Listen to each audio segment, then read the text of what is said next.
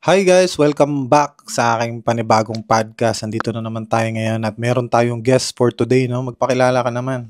Hello everyone, my name is Paige L and nandito tayo sa podcast ni Team Sawyer. Naku, curious actually yung mga tao ngayon. Like, this generation kasi is iba na siya, di ba? So, we are just wondering kung ano ang another opinion mo if the guy will pay or the girl or split the bill. Anong comment mo sa mga ganong scenario? Ano yan? Magdidepende lang yan kung sino may pera sa inyong dalawa. Yun lang yun. Hindi yan magmamatter kung yung babae o lalaki magbabayad. Magmamatter yan kung sino yung may pera sa inyong dalawa. Yun ang magbabayad. Ganon. Simple. Oo, Hindi kasi 'di ba minsan may kunyari some of the nature ng guys ngayon na may mga nanunumbat or what sa relationship ba? How does it work in your opinion? Kunyari lalaki nilibre kitang ganito ganyan tapos pag nag-away kayo may sumbatan magaganap mga ganun. Pangit yun, Pangit yun. Huwag mo na sumbatan kasi lahat ng ililibre mo dun sa babae para sa kanya yun. Hindi mo, huwag mo na isumbat sa kanya na uy, ginastusan kita ng ganito. Ayan, uso yan ngayon. Kung anong binigay mo dun sa tao, huwag mo isumbat sa kanya na may binigay ka sa kanya. Okay na yun. Thank you is enough. Yeah. Meron kasing nag-i-expect na more than that pa eh. Na bakit ikaw wala kang binibigay sa akin? Kasi may mga minsan din kasi mga tawag dyan lost investment. Kasi ito nangyari na rin sa akin to, yung bigay ka ng bigay sa babae, may ginagastusan mo yung babae tapos bigla na lang palang naglaho. Alam mo yung parang yung parang sugar daddy ka. parang alam mo yun na bigla na lang naglaho, ginastusan mo na siya tapos naglaho na lang bigla yung babae. Tawag doon bad investment lang. Parang ganun lang din siya. Bad investment lang talaga. Nagastusan mo siya tapos hindi bumalik, hindi ka nag-ROI, ganun.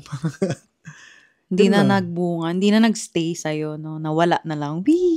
Nag-fly away na lang siya. Tsaka lesson din sa mga lalaki yan eh. Depende din kasi sa inyo kung malalaman mo naman kung ikaw lalaki ka, malalaman mo naman talaga sa babae kung gagamitin ka o hindi. Or kung gagamitin ka man ng babae, you have to make sure nagamit mo rin siya.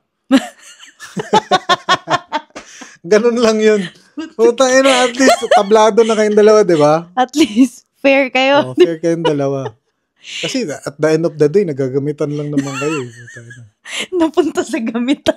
Kasi alam mo, nito lately lang kasi may ginawa kaming podcast ni Michiko about sa yun. Basta may may in-explain ako doon na parang dami nag-comment doon sa baba na sinabi doon na hindi tatagal yung babae sa'yo dahil na nagsaserve nga siya, yung inaalagaan ka. Kasi yun kasi yung pinag-usapan namin, no?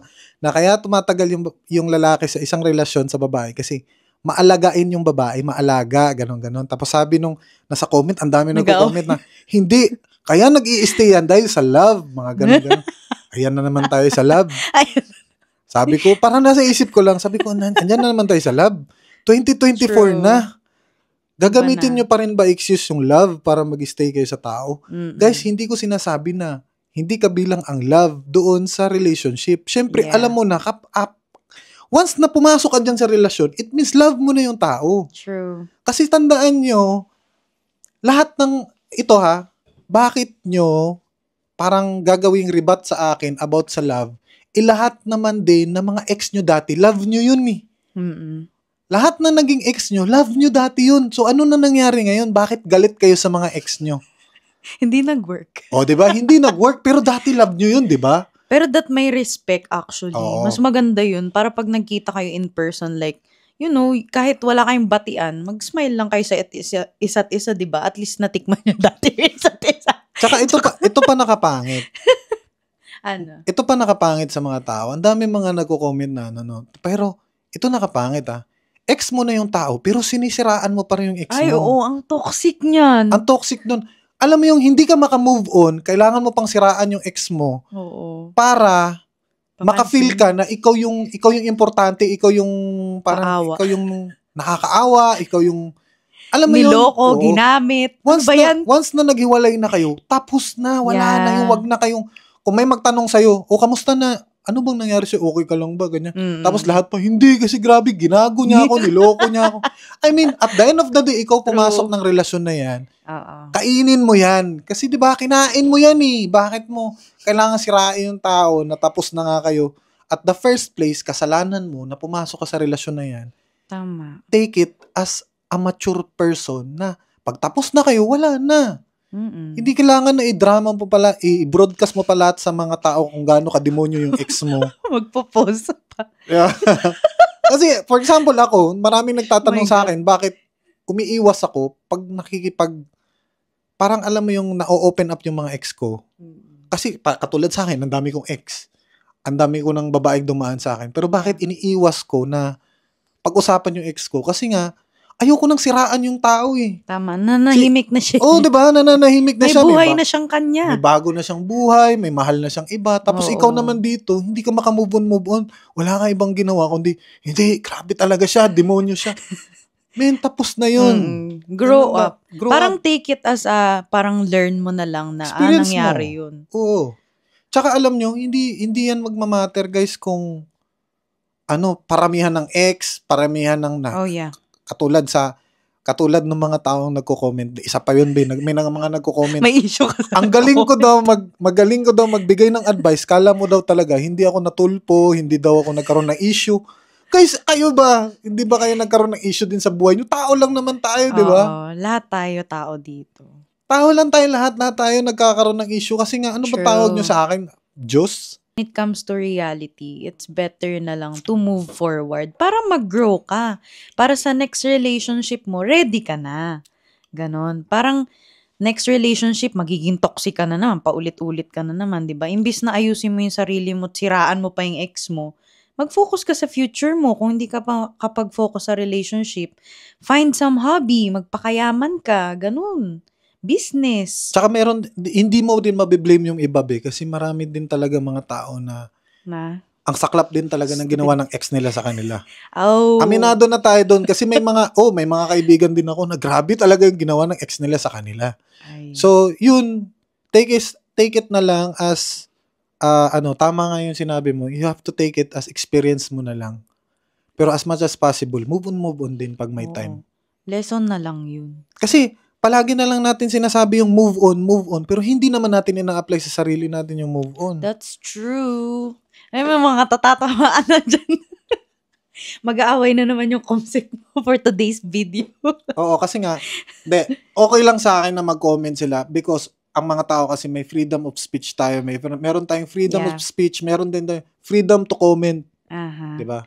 Freedom to say whatever anong nasa thoughts din nila. Meron naman lang silang freedom. So, bahala na sila dyan kung anong sasabihin. Bahala na kayo dyan. Basta kami, yun ang point of view namin sa buhay namin. Yeah, at least you know my side and his side as well. Yes. So, lahat naman tayo may free will to comment. So, if ever you guys will be thinking for another question, please let us know para malaman nyo yung side ko and side ni Tim and other, people here in this podcast as well. Katulad sa amin ni Paige, kano na kita katagal, 2 years. Yeah, 2 years na. 2 years na kami ni Paige na hanggang ngayon tingnan mo, nagkakaintindihan pa rin kaming dalawa kahit ano na nangyari sa buhay ko. Andito pa din ako. Oo. Kahit sa mga iba ko din naging babae, dyan pa rin sila. Kasi alam mo, naiintindihan pa rin nila kung ano yung mga nangyayari sa mundo. Yeah, mas maganda siguro open-minded na lang tayo para magkaintindihan. Yes. Tsaka comprehension, meaning to say understanding. Ganon. Kasi pag di mo naintindihan yung nangyayari, wala. Magwawala ka na lang. Tsaka nitong lately lang, maraming changes na nagbago din sa buhay ko. Oh yeah, everybody see it. Maraming changes din na nagbago, like pagiging bagong tatay ko na naman ngayon sa anak ko. Sobrang laki ng changes ko sa pagiging tatay ulit. Na maliit pa yung anak ko. Sobrang, alam mo yung, araw-araw nagkakaroon ka ng reason para, parang parang yung anak ko ngayon, parang siya yung reason ko para mas magtrabaho ako ng lalo. Pagpursige ko ng parang iniisip ko lang na, di talaga ako pwedeng maghirap para sa mga anak ko. Parang nagkakaroon ka na ng reason na mas mag-hustle ka pa ng more para, alam mo yung mabibigyan mo sila ng magandang future. True, that's true. O, di ba? Imbis na ma-stuck up ka dahil ganun yung nangyari, why don't you grind para mas mabigyan pa ng maayos na kinabukasan? Di ba? Yung mga nagko-comment dyan, comment lang kayo. Go lang. Kamusta naman ang pagiging tatay? Ulit. Masaya. Masaya yung pagiging tatay ko. Yung itsura. Pero marami ding adjustment. Like, yun, yung tulog na namin. Yung pagtutulog namin, hindi talaga namin ma-figure out pa yun sa ngayon na sobrang liit pa yung bata namin na maya iyak ng iyak. Mm-mm. Tapos, syempre, binabantayan ko din si Michiko ngayon sa ano niya. Yung, binabantayan ko siya, baka magka-postpartum depression, mga ganun. Ano nga ba yung postpartum? Like, I was really curious kanina pa dun. Ang postpartum, parang ano siya, hindi naman lahat nagkakaroon ng ganun. Pero may mga times kasi naman na may mga, katulad ni Michiko, may ano na kasi siya, may history kasi siya ng depression. So, possible kasi na magti-trigger yan ngayon na bagong anak lang siya. Pwede yung mag-trigger. So, binabantayan lang talaga namin siya. Tapos, kailangan mo lang talagang suportahan siya. Kahit sa anong bagay. Kailangan mo siyang i-build yung confidence niya tsaka yung positive thinking niya palagi. Para, ganun pala yun. kasi ang main cause lang naman dyan, negative ka mag-isip eh. Once kasi may negative ka mag-isip, syempre, sunod-sunod na yun. Oo, diba? magpa-branch out na siya. Oo, overthinking na. Yes, kailangan positibo lang tayo sa lahat ng bagay. Kung anong mga mangyayaring mga masama sa buhay mo, i-take mo as positive pa rin. May positive side pa rin yan. Parang yun yung gas mo para magkumilos ka pa like everyday. Diba? Mahirap ba yung situation mo ngayon? Or do you enjoy it? Walang bagay na sa mundo na hindi mahirap eh. Pero lahat ng mahirap na nangyayari sa buhay natin ngayon, pwede natin siyang enjoyin habang nangyayari yun. Lalo na ako, lalaki ako eh. Mm-hmm. Na ako eh, design na ako na alam ko, pag lalaki ka, design na talaga na masaklap talaga buhay ng lalaki. Paano masaklap naman? Hindi talaga masaya buhay ng pagiging lalaki, B. Paano? Nasa amin lahat ng responsibility sa buhay namin. Kailangan mo sobrang independent ka pag lalaki ka. Like bumuhay. Oo, B, kasi ang mga lalaki walang nagko-cope sa amin, B. Hindi katulad sa inyo mga babae na pag umiiyak kayo, may sa inyo ba? May okay lang yan. Okay. Kami mga lalaki, hindi namin kayang. Ganunin yung tropa naming lalaki. Okay lang, pre. Pre, okay lang yan, pre. Kakamove on. Hindi kasi lalaki kami. Ang nakakaya kasi sa isang lalaki na parang alam mo yung magdadrama ka. Di ba ang pangit? Lalaki ka, magdadrama ka sa tropa mo. Baka sabihin pa ng tropa mo, tungin na, bre, ang bakla mo naman, magaganong ka, lalaki ka. Di ba? Kasi we are designed to be strong. Mm-mm. Tapos yung pagiging strong namin, being lalaki, yun ang nakakahirap yun kasi pag may mga emotional problem kami, hindi namin na-vent out yun sa ibang tao, sa mga barkada namin. Mm-mm. Kaya nga namin natutunan na ang pagdadrama, hindi talaga maganda i-apply sa buhay yan. Kasi kung may problema ka, instead na i-drama mo, solusyonan mo, di ba? Maghinap ka. May solusyon. Kasi bakit ba na-invento ang problema? Kasi may solusyon. True. Kasi wala namang solusyon kung walang problema, Hindi naman lahat ng lalaki ganyan sa mindset mo. Yung iba kasi, alam mo na, tambay, kaya pinabayaan na sa magulang yung anak. Hindi ko nakikinig din sila sa pinagsasabi ko ngayon. Hindi, simula ngayon, mag-start na kayo. Di ba? Simulan nyo na yung pagbabago sa buhay nyo. Kasi kailan pa kayo magbabago kung huli na ang lahat? Pero feeling ko naman wala namang huli sa lahat eh. Kahit sabihin mo matanda ka na yun. Kung anytime magsiswitch ka na gusto mo na talaga magbago sa buhay mo, magbabago ka talaga. That's true. Totoo yan. Shout out sa mga tatay dyan. Paano mo masasabi na healthy yung relasyon? Pag masaya kayo palagi, siyempre. Meron bang masaya lagi na relasyon? Ha? Wala. Masaya, be. Basta masaya lang kayo. Perfect na relationship, di ba? Like na. Usually, binabalik ng babae actually yung mga kasalanan ng lalaki, yung ganon. Hindi, pag mga ganon, mararamdaman mo yan eh. Kasi may mga level yan na kung ikaw nasa loob ka ng relasyon, nasa level din kasi yan kung paano mo hinahandle yung sarili mo. Both side of you partner, you have to handle yourself. Mm-hmm. Wag mong i-handle yung babae. I-handle mo yung sarili mo. Kasi kung anong nangyayari sa sarili mo, mag-e-effect yan sa babae. Oo, reflection, O no? magre-reflect lang. For example, ganito, sinasabi palagi yan na ang mga babaeng matatapang, reflection lang yan sa mga lalaking duwag. Ay, really? Oo, Ganun yun? kaya nagke-create Alam niyo tayo. na. Kaya tayo nagkaka-create ng mga babaeng matatapang kasi may mga lalaki ding duwag. Mm-mm. So, kailangan mo talagang, sa loob ng relationship, kailangan mo talagang i-balance yun sa relationship. Tsaka, syempre, lagyan mo na pagmamahal. Kasi kung more on ganun lang, wala namang love, hindi ka maglalagay ng pagmamahal dun sa ginagawa mo, sa relationship mo. Hindi mag-work yung relationship. Pero hindi siya pwede na pagmamahal lang, hindi siya pwede na pag-aalaga lang. Ano siya? All in all yan siya, be. All in all na yan. Naka-package na. O, tapos kailangan talaga, magsa-start yan sa sarili mo talaga. You have to fix yourself.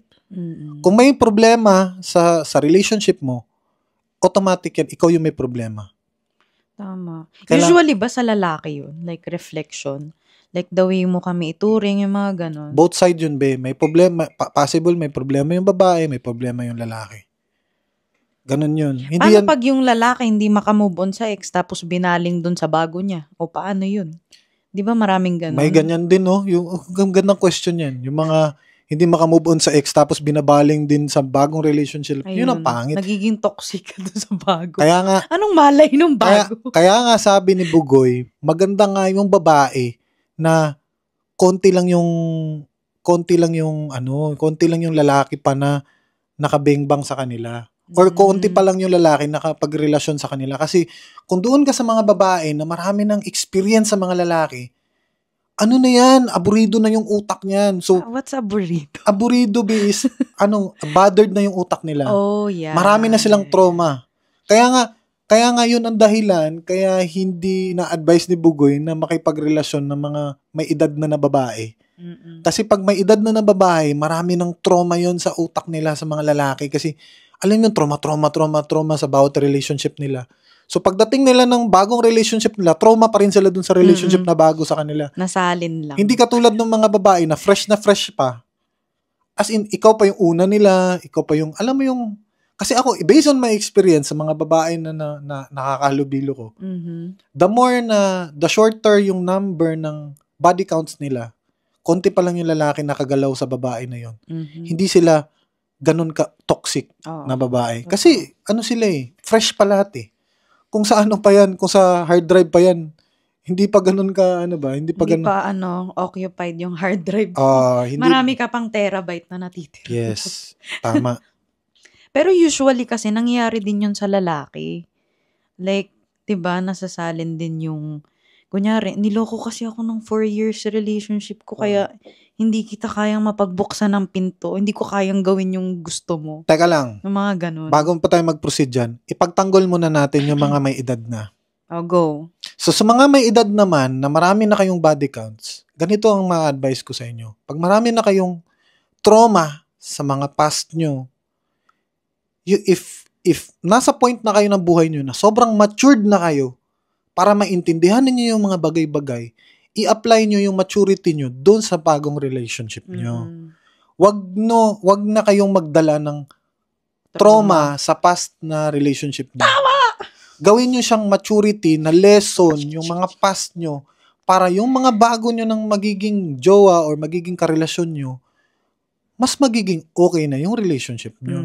Mas okay ka na din. Diba? Take it as learning ba? Instead na na-trauma kayo dun sa past nyo, i-take it as learn. Na-learn kayo, pero wag nyo i-apply sa bagong jowa nyo na parang pupukpuk, yung ex ko kasi dati ganito, yung ex ko ganyan. Wag nyo nang i-apply. Malay niya ba dun? Diba? Wag nyo nang i-apply. Kasi bago yan eh. Bago yung karelasyon nyo. Ibang attitude yan, ibang ugali niyan, iba yan pinalaki ng magulang nila. Wag mo nang i-apply yung past mo doon sa bago mo. Yeah. Ayan na, proceed na tayo sa proceed. mga guys naman. Okay. Kasi may ganyan din sa lalaki. So, usually, mga galing ang 7 years, 4 years. Yung babae naman. Okay. Yung pinupukpok. Like, simple na na problem. Like, babe, kailangan, gusto ko, ganito, ganyan. Like, galing ako sa healthy relationship dati. Pagbuksan mo naman ako ng pinto, bigyan mo naman ako ng flowers. Yung mga ganun. Meron kasing mga lalaki na hindi ginagawa yun na dinadahilan pa rin. Dinadahilan pa rin. Bali yung babae, gusto niya sweet yung lalaki sa kanya. Yung ganun, pinipursue. Binibigyan ka ng ng assurance, ganun. Alam mo, kasalanan pa rin ng lalaki yan, B. Kasalanan pa rin ng lalaki yan. Maniwala ka sa hindi. Sinasabi ko na sa inyo, kasalanan pa rin ng lalaki yan, kaya nagkakaganyan yung babae nyo. Alam nyo bakit? Bakit? Kasi nung time na naliligaw pa yung lalaki, ini-spoiled niya yung babae niya. Kasi nung naliligaw pa yung lalaki, lahat binibigay niya dun sa babae para makuha niya yung babae. Makuha niya yung loob ng babae. Kaya nga, sinasabi ko palagi sa mga babae, you have to be careful sa mga lalaking sobrang bait sa inyo sa una. Kasi, lahat ng mga lalaki na nanliligaw pa lang sa babae, kaya nga siya tinatawag na ligaw, kasi kinukuha niya yung loob ng babae. Pero, ikaw naman lalaki, kung gagawin mo sa babae yan, you have to make sure na pag kayo na nung babae, i-continue mo pa rin yan hanggang sa magkaano kayo. Kasi may iba kasi, diba? Sa una lang magaling. Ang galing magbigay ng mga flowers, chocolate. Ang sweet. Tapos nung sila na, nakuha na ng lalaki yung babae. True. I mean, may nangyari na sa kanila. Magugulat na yung babae. Ay, hindi na siya masyadong sweet. Oo. Hindi na siya nagbibigay ng flower. Kasi nakuha na ng lalaki yung gusto niya sa'yo eh. Ay. Kaya nga ako, simula pa nung una pa lang talaga, hindi ako nang liligaw ng babae. Kasi kailangan, kung ano yung, kasi gusto ko kasi, mamahalin ako ng babae kung sino ako. Ayoko na mahalin niya ako dahil mabait ako sa kanya. Ayoko naman magiging plastic ako tapos di ko pala kayang i-maintain yung ganon. Di ba? Hindi mo pala kayang bigay-bigay ka ng flower dyan tapos pag kayo na, hindi mo na kayang ibigay yung flower sa kanya. Tinitipid mo na siya. Tinitipid mo na siya. Mga ganon. Ang dami ka ng rason. Tapos sasabihin mo, ay sorry babe, nakalimutan ko yung anniversary natin, yung mga monthsary natin, daysary natin. Diba kasi, kasalanan nyo rin yan mga lalaki kasi sinanay nyo yung girlfriend nyo na ganyan. Kayo din naman na may kasalanan yan, hindi kasalanan ng babae yan. Alam mo naman ng babae, gusto lang nila nilalambing sila, ganun. Yeah. Pag ikaw naman, sinanay mo naman na nilalambing mo yung babae, masasanay din yan eh, kasalanan mo rin yan. Totoo yan. Kasi sinanay mo yung babae, hanap-hanapin yun eh. Siyempre, kailangan consistent ka dun sa inintroduce mo. Yes, like, kunyari, gentleman ako, hanggang habang buhay, hanggat kaya mo siyang mahalin, ganun ka pa din. Ganun ka pa rin. Eh kung hindi mo naman kayang i-sustain yan, wag mo na ipakita sa una pa lang na magkakilala kayo ng babae. Totoo. Kasi at the end of the day lang naman, kaya mo lang naman ginaganon yung babae kasi gusto mo makuha. Tsaka tanggapin mo, kung ayaw ng babae sa'yo, wag mong pilitin yung sarili mo dun sa babae. Diba? May iba kasi dyan, pinipilit pa talaga nila, sagutin sila ng babae, ayaw nga ng babae sa kanila, pipilitin mo pa. Parang kagagalit ka na. Kasi may mga iba, may mga nakakainis lang ba? Diba, pipilitin mo pa talaga yung sarili mo sa tao, ayaw na nga sa'yo. May pinugutan. Kasi, sa totoo lang, unang meet mo pa lang sa babae, magigets mo na agad na gusto ka ng babae. Alam mo na agad yun, Diyos ko. I-figure out nyo yun, ha? Sa mga hindi pa nakaka-figure out yun, i-figure out nyo yun na kailangan, pag unang meet nyo pa lang sa babae, makiramdam ka din sa sarili mo. Hindi yung ikaw lang yung may gusto sa babae. Pakiramdaman mo rin na may gusto din yung babae sa'yo. Baka hindi ka din trip ng babae. Baka gusto lang talaga ng babae, friends lang kayo. Ayaw naman talaga sa'yo. Na-misunderstood mo pa pala. Na-misunderstood mo lang yung kabaitan ng babae, tapos ikaw galit-galit ka na hindi ka sinagot. Hindi ka pinansin, sabihin ng pangit mo daw kasi. Kayo naman mga babae, wag naman kayo magsabi sa mga lalaki na pangit agad yung lalaki. Ay, pangit mo kasi, hindi ka na rin si gwapo. Huwag mo na sabihin agad sa lalaki na gano'n. Hanap ka ng ibang words na hindi masasaktan masyado yung lalaki. Ano ba? Diba? Uso mag-toothbrush, gano'n. Basta yun lang naman. Ang ganda ng topic natin ngayon. Yun lang. Actually, meron pa eh. Ano pa? Yung phobia nga nung lalaki. Lalaki naman may phobia. Tapos yung babae naman yung hinihigpitan niya. Like, ginawa to sa akin ng ex ko, dapat di ka ganyan. Oh, yan na naman suot mo, baka mabastos ka. Yung mga ganun. Normalize ba yun? Yung mga ganun? Hindi, kasi nga, may mga lalaki kasi na ayaw naman nila na babastos yung girlfriend nila. Kasi totoo lang din naman sa mga babae, kung gusto nyo din talaga na irespeto kayo ng ibang lalaki, ipakita nyo sa kanila. Kasi, for example, sasabihin nyo na, binabastos ako nitong lalaki. Tignan mo din kaya yung suot mo. Baka din kasi nakapanty ka na lang dyan. Hindi siyempre mababastos ka talaga, di ba? Yeah. So, parang ganun lang. Kasi nga, ganito lang naman ang mundo. Kung gusto mong irespeto ka ng iba, mag-start ka muna sa sarili mo. Mhm. Start mo sa sarili mo. Kasi ang respect kasi guys, hindi yan inuutos. Dinideserve ng tao yan eh. Ina-earn siya. Ino-earn mo Nakikita. kasi yan, hindi yan pwedeng iutos sa tao. Respetuhin mo ako. Hindi mo pwedeng ituro sa tao na respetuhin ka nila. Kasi ina-earn mo yan sa pagiging ikaw. Yeah. Nag-i-start siya sa'yo. Like, paano mo sila pakisamahan? Yes. Paano ka manamit? Paano ka makapag-talk? Ganon. Kasi, sa totoo lang, naging issue na dati yan. Sobrang nag-viral ng issue na yan, yung mga babae na nagagalit sila kasi binabastos oo. sila sa social media. Pero, yung post naman nila, naka-bikini sila, gano'n. Yeah. Tao tayo eh. Siyempre, may mga lalaki talaga na gigil sa mga, hindi naman, ano ba tingin nyo sa lahat ng lalaki? Sa 90% sa lalaki sa mundo, gigil talaga sa mga babaeng sexy-sexy yan, di ba? Kasi, nature ng lalaki yan eh. So, kayo, kasi dahil nagpa-sexy kayo, intindihin nyo na lang yung lalaki na as long lang naman na hindi na kayo pinisikal ng lalaki, hindi naman kayo pinisikal. Pero kung may nasabi lang sa'yo na medyo nabastusan kayo, hayaan nyo na lang. Social media lang naman yan. Social media Hindi lang naman yan. ikaw na, hawakan. Hindi naman nag-i-exist yan eh. Ang Facebook, hindi naman nag-i-exist sa totoong buhay yan eh. Yeah. Online lang yan, guys. Kaya nga sinasabi ko palagi sa tao, bakit kayo nasasaktan sa comment? Hindi naman nag-i-exist yan. Parang hate. Parang imaginary world lang yan. Mas maganda nga may magko-comment eh. Ibig sabihin may nakakapansin. Yes, tama. Oh, 'Di ba? Mas maganda 'yun. tama. Kaya comment lang kayo diyan. So ano pa ba? Ganda ng mga tanungan mo sa akin, ha? Natatawa kasi ako sa Feeling ko reaction mo. Feeling ko sa mga experience mo siguro yan. Yung iba doon. Talaga. Yung iba sa'yo ko kinuha. Nakikita sa akin ko. talaga. Nakikita ko yung iba. Ano yung pinakang may naku-curious actually. Napanood ko siya like internationally. Totoo ba? Number 1 question. Na hindi nakakalimutan ng lalaki ang first love niya. Yes. Why? Enlighten us. Lahat naman, hindi lang naman ng lalaki. Kahit babae. Sino yung first love niya, hindi na makakalimutan. Kasi meron kasing opinion na hindi nyo nakakalimutan. Like, hinahanap nyo yung features, yung ugali sa ibang babae. So, paano yun? Sa akin mo ba rin ba nakuha yun? Oo. Sabi ko na nga ba yun. Kasi parang naisip ko, sabi ko, tinatanong mo sa akin, parang ako yung nagkwento sa kanya na ganito ah. Nakwento ko na sa iyo yun. Ay, kwento mo nga eh. Share mo naman. Hindi. Malaki lang talaga yung impact ng first love mo.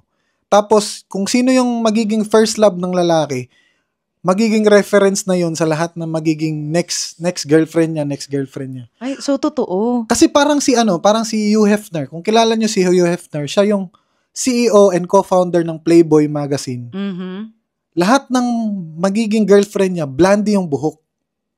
Talaga. Kasi ang first love niya, si Marilyn Monroe. Oh. So hanggang tumanda siya, para pa rin siyang sinesearch niya pa rin yung babae na Marilyn Monroe sa buhay niya. Yeah. Kasi yun ang first para love may niya. makapasa sa standard or Hindi, medyo related? Parang na siya, parang gusto niya yung mga blondie na buhok na babae, ganun. Ikaw, hindi mo ba ko sinasagot ni Richard dyan eh? Hindi ko ma-explain yung figure eh, yung itsura, hindi ko ma-explain eh. Ang hirap siya explain, parang nasa utak ko lang siya. I-share mo kasi. More on siguro yung ex ko kasi, more on Filipina look talaga siya. Yung mukha niya, Pinay na Pinay yung mukha. Mga ganun na mukha. Yun ang parang naging reference ko sa lahat ng babae ko. Kaya hindi, for example for example, idamay na natin dito muna si Bugoy na Kuy-Kuy. Bakit ang hilig niya sa babaeng morena, na payat? Kasi yun talaga yung reference na babae niya. Yun ang feeling niya maganda para sa kanya. Ganun ang mga lalaki kasi guys. Kasi yung iba kasi, iniisip nila na pag puti yung babae, matangos yung ilong, makapal yung labi, payat, yun ang sexy. Malaki yung joga. Pero ang lalaki kasi guys, iba-iba kasi ang mga preference nila sa babae. May mga lalaki mahilig sila sa payat. May mga lalaki mahilig sa mga mapuputi. May mga lalaki mahilig sa morena. May lalaki mahilig sa maitim. It depends sa lalaki yan. Magdidepende lang yan sa the eye of the beholder. Ano yan? Nagkakaroon tayo ng standard culture kasi sa mundo na kung ano yung mga nakikita mo palagi sa market, example sa advertisement, nagtitingin ka ng magazine, may pinapakita silang image ng babae doon. Kung anong image ng babae nun, yun ang magiging reference mo na yun ang maganda. Pero sa totoong buhay, guys, hindi ibig sabihin pag pango ka, pangit ka. Hindi ibig sabihin pag maitim ka, pangit ka. 'Di ba? Kasi sa ibang bansa, maganda yun. Oo. Kaya nga hindi nila magets yung mga foreigner dito na mahihilig sila sa mga payat na sasabihin, ala, ano ba itong mga foreigner? Ang hihilig ng mga katulong ng muka. Bakit sila nagagandahan sa mga katulong? Mga ganun, di ba? Ganun tayo mga Pinoy ka-judgmental sa mga foreigner. Kasi pag feeling natin, pag foreigner yung lalaki, ang hilig ng foreigner na yun, mga katulong type na babae ang gusto nila. Yung mga... Pero yung may saying sila dyan na mga Americans na guys, they've been dating Filipina woman kasi asikaso daw, tsaka hospitality. True. Tsaka wala masyadong experience sa sex. True, pwede. Possible. Totoo yun. Possible. Pero sa ngayon, ewan ko na. Kasi, alam mo naman, ewan ko, pero liberated na mga Pilipino ngayon eh. Liberated na mga Pilipino. Wala na tayo sa kupong-kupong na era.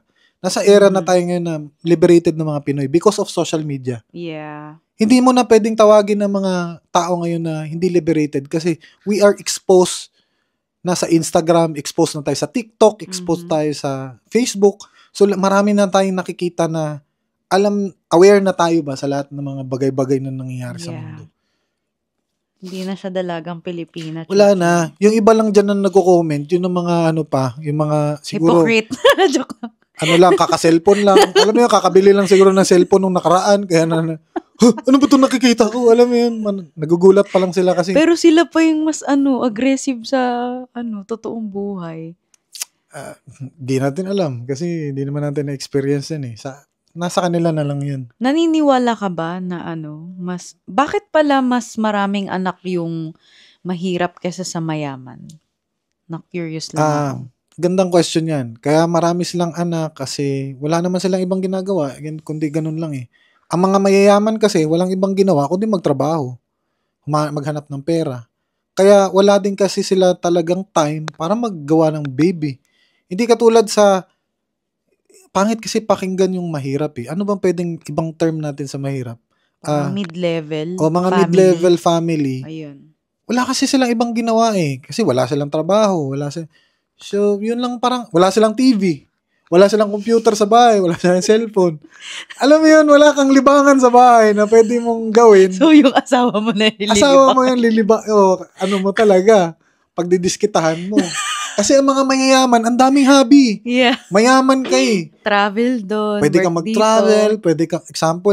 Pwede kang maglaro ng PlayStation kung may PlayStation ka. Mag-golf ka. May firing ka. Ano ba mga sports dyan? Kasi may pera ka eh. Yeah. Pag mayaman ka, wala ka. Wala. Ang pwede mo lang gawin dyan, mag-inom sa kalye. Maghanap ng gulo sa kanto. Ano ba? Mangutang. Mangchismis sa kapitbahay. Ano ba? Ano ba pwede mong gawin? Di ba, konti lang. Sobrang minimal lang pwede mong magawa. So, pag nasa loob ka naman ng bahay, wala ka talaga ibang gagawin. Kundi gagawa na lang talaga ng bata. Pero maswerte, no? Yung mga mid-level families na nabibiyayaan. Because sometimes, di ba, pag infertile yung mga ibang family ng mayayaman, hindi nabibiyayaan ng anak. Ganun. Oo, totoo yun. Pero, tsaka masaya kasi na marami kang anak eh. Paano masaya? Masaya. Ang gulo. Yung bahay mo, ang gulo. Daming naglalaro-laro sa bahay mo. Masaya nun. Oh my God. Ang sarap nun. Kasi nga, alam mo, kahit gano'n pakadlaki ang bahay mo, pag wala namang taong nakatira dyan, boring yung bahay na yan. Oo nga, pero pag mid-level families, tas maraming anak, paano yun? Like, paano ang buhay? Actually, hindi ko nga din alam paano nila nabubuhay yung anak nila eh. Kasi isipin mo sa panahon natin ngayon, ang hirap na sa pagkain, pamahal na ng pamahal yung bili ng pagkain natin. Hindi ko talaga ma-figure out kung paano nila nasusustain na papakainin nila yung 12 nilang anak. Ang dami. Di ko alam. Actually nga, iniisip ko pa Di ko alam kung paano. Yeah. Pero dati nung bata pa ako, Mm. natatandaan ko dati, yung isang lata ng century tuna, nahahati na namin yun. 4-5 na kami kumakain nun. Okay. Yung isang century tuna lang. 4 kami kumakain nun sa family namin. Ang dami nyo na nun actually. Pang isa lang yun sa akin. Siyempre, sa atin ngayon, isang tao lang. Pero sa amin dati, nahahati na namin ng 5 times yun. 5 tao na nakakain nun. Damihan mo na lang yung kanin mo. Oo, tangina, di mo kasi magets kasi ako, di mo na-try maging mahirap Ay, grabe. Ako kasi na-try yung maging mahirap Hindi naman. Tsaka hindi naman, alam mo, para sa akin, hipokrito yung mga tao nagsasabi na, hindi, nag-uulam lang kami ng asin dati. Hindi naman ganun Totoo daw yun. Like, toyo, asin, ganun. Mga nagdidildil ng asin. Sobrang bobo mo na nun pag asin kakainin mo. Kasi walang health benefits ang asin wala silang budget. Siguro 50 pesos per day lang ang alakal. Para sa akin, kung may kanin ka na, wag mo na lagyan ng asin. Kasi, magdadagdag lang ng pangit sa katawan mo. Okay, kain ka na ng kanin. O siguro dahil nila ginagawa yun para magkalasa. Magkaroon ng siguro lalasa. Nga. So, okay na yun. Sige. Mag-asin na kayo. Okay. Parang umagri ka na lang. Agree na lang ako para tapos na. Total naman napag-usapan na natin yung food na yan. Nanonood ka ba yung sa NEDA? Agree ka ba sa 21 pesos meal per day? 21 peso meal Yeah, per day. pinipilit nila ngayon na 21 pesos meal per day. Do you believe it? Alam mo ba dito sa Manila, ang isang ulam dito is 80 pesos, Karinderya yan, Ang isang ulam dito, isang serving ng ulam natin is 80 pesos. So, how can you budget a meal 21 pesos a day? Pinipilit nga nila na 21 pesos per day yung meal. Diba, ano yan? budget, Ba't di ko alam yan? Parang ewan. It's all over the news.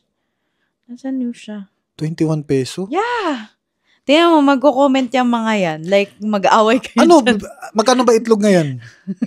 Magkano itlog? 10 pesos. 10 pesos. Isang itlog. May isang itlog ka na. Aha. Tapos, kasi kahit bibili ka ng isang 11 lata ka pa. ng sardinas, 21 pesos at ang sardinas ngayon Hindi ko alam. Basta nasa 20 plus ang sardinas alam ko So, hindi pa rin siya kasya ang 21 peso meal a day. Hindi nga.